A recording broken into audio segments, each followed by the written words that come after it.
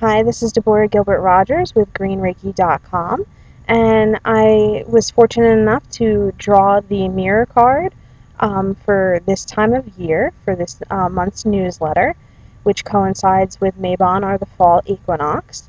And so I thought I'd spend a few minutes just sort of discussing what that mirror symbolism means, and perhaps how we can incorporate its teachings into our day-to-day life this month. So the mirror really symbolizes Mabon, or the fall equinox, and it's the point on the wheel of the setting sun. As August gives way to September, and the late summer is starting to bloom, we're reminded of the coming seasons. We're reminded that there's still work that needs to be done. There's still plans that need to be laid, and in doing so, we really need to look inwards and look at the things that we're projecting out into the world and whether or not they align with our own personal truth, or if they're merely illusions and fears and untruths, or whatever other name you want to call them, that are being given to us by our culture, by our upbringing, and just our day-to-day associations.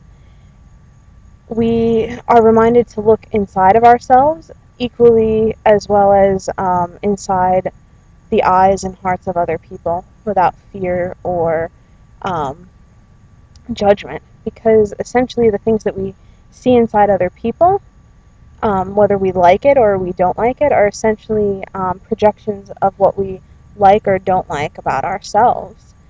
Um, so what is it that we're projecting on ourselves? What is it that we're projecting on other people? And are these aligned with our highest good? How are these aligned with our path? And are we going to step forward on our journeys? Are we going to reintegrate, or are we going to continue to allow those patterns to affect us and keep us from doing what we've essentially come here to do?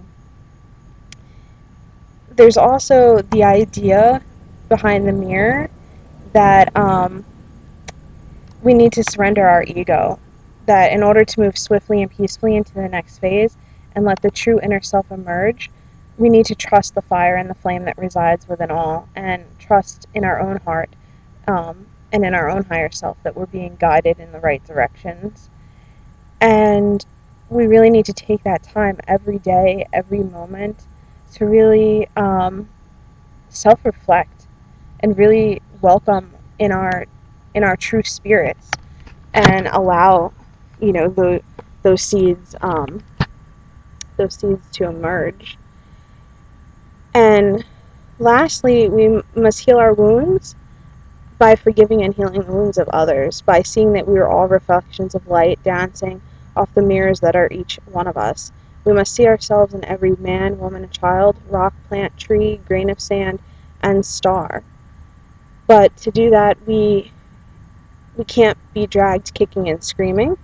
We really need to, each soul, each one of us needs to move forward, and it needs to be a decision that really comes from that place um, of highest good.